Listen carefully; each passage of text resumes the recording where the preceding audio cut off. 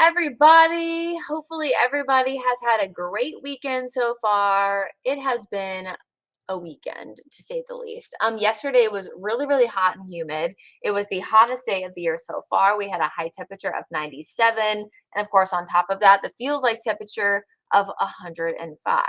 So today, let's talk. Probably the last day for a while that we're going to see feels like temperatures in the triple digits.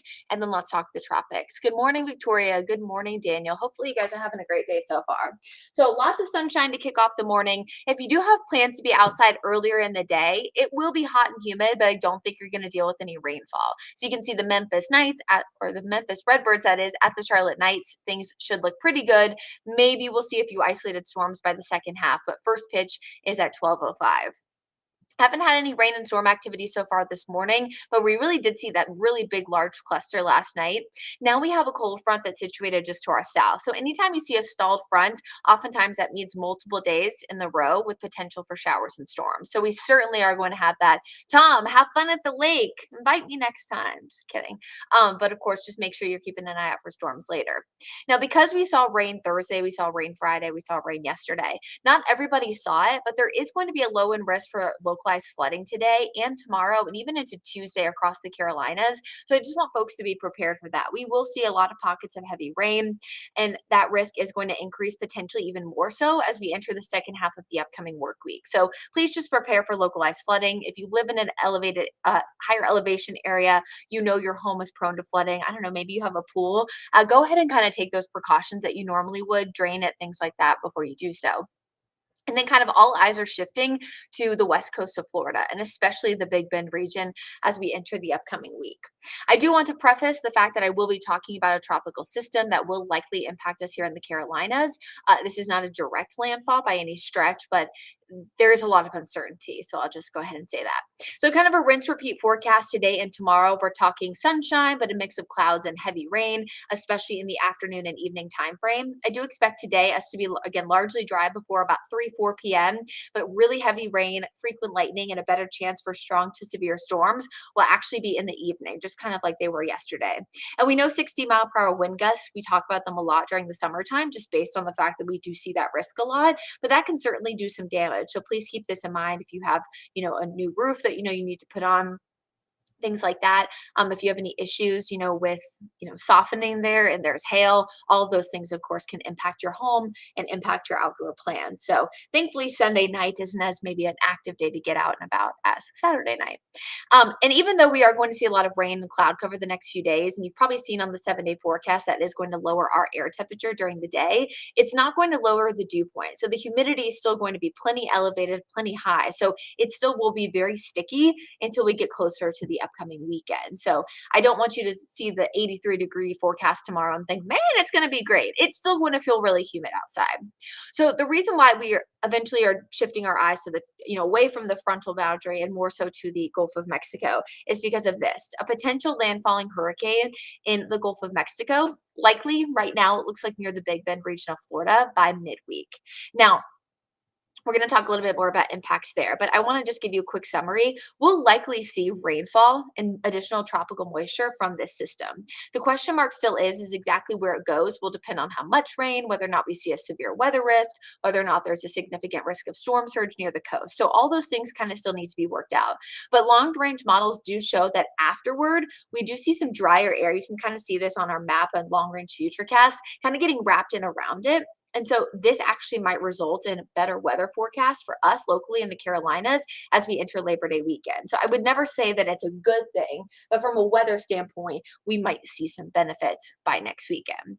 Now, I think the biggest risk here is going to remain rain leading to localized flooding. Not only because we've seen rain the past few days and we have a flood risk today and tomorrow, but notice this, 3 to 5 inches possibly locally with isolated higher totals, 4 to 7 if not higher near the coast. And that's again on the current trajectory of this additional tropical moisture that we're going to see. So just kind of keep this in mind. We essentially have rain chances in the forecast every single day this week, really with the exception of Friday. And while that is subject to change, as we still have a lot of time to watch it, I just want to point that out. So let's kind of shift gears here. I gave you a quick, overall update. So let's talk about Tropical Depression 10. So as of 10:52 on Sunday morning, Tropical depression 10 is still a tropical depression. It is struggling a little bit to get that close center of circulation. Hurricane hunters are prepared to go in and out of that storm probably all day to kind of see what's going on. Now, something you might notice, and I wish I had the little ability to kind of draw on here, but the center of circulation looks to be shifting a little bit further to the south and a little bit further to the west. That may have implications on the eventual forecast track. So when you hear us on television, oftentimes, and sometimes, when Brad does like the long range vlogs, we talk about how the low pressure center, kind of the center of circulation, has to form in order for us to get accurate model data. That's absolutely true. Think about it like this. If I was forecasting a high temperature and my forecast was 85 yesterday, but I expected a low of 75, right? So I'm expecting during the day for us to only go up by 10 degrees. If the actual low is 70, or if the actual low is 80, if my range was 10 degrees, I'm probably now going to have to adjust my high temperature. Is that right? Because if I'm expecting it to go up 10 degrees. So similar situation with forecast models. If the low is supposed to be here, but it eventually forms here, that's going to shift all the adjustments that we have to see. So that's why it's so important for the low to have already developed in order for us to get more accurate data. Now, the National Hurricane Center has sent out, of course, a forecast track as they often do, and it is in pretty good agreement with a lot of the forecast models at a center of circulation, likely nearing the Big Bend of Florida by Wednesday.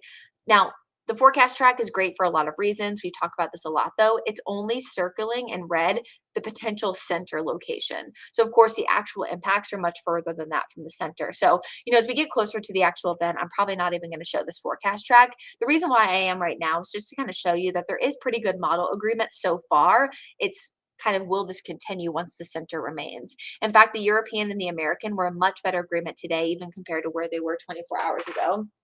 In fact, it's almost kind of interesting how much they're in agreement, as they oftentimes have a pretty substantial, difference. But one thing that I will say is positive is as we look long range, especially at the European, it is still showing that blue, that's the color, kind of getting pushed offshore. And again, that's what would wrap that drier air in around for the Carolinas. So I'm going to show you, of course, that was forecast models. Sorry, our graphics are being a little funky, but let's see. Okay, I want to show you something else. So we talked a little bit about where it could go and how there is some uncertainty. Another addition, I guess, to that uncertainty is wind shear and warm ocean water temperatures. So as we look over the next few days, there is going to be moderate wind shear in the Gulf of Mexico. So that's not really high enough to really rip the storm apart completely, but it's not low enough to give it a full range, right, to develop. So we'll have to kind of see where this wind shear has an impact. Again, you can see the cluster of spaghetti models, most of those heading still toward the Big Bend. And then long range after that, the storm will definitely get ripped apart by early next week if there's even a low pressure center that remains once it moves offshore, because there's really high wind shear in the Atlantic basin. So that part, I would say, is certainly good news. But the moderate wind shear is going to be battling really warm ocean water temperatures that we know fuels tropical systems. So upper 80s, lower 90s, those are at least 5 or so degrees higher than even we typically see this time of year. And a lot of the reasons why they're so warm is we haven't had any other tropical activity in the Gulf of Mexico. A lot of times when we have a storm that follows a storm that's already developed, what's called upwelling, where the cooler water comes in underneath the surface, will have happened, and that can cool off the ocean water temps. We've had no activity in the Gulf of Mexico. I mean, it has been very, very clear. And so there will be a lot of warm ocean water temps to work with. And that's why the risk of what's called rapid intensification, which is when the wind speed increases 35 miles per hour or more within 24 hours, is possible.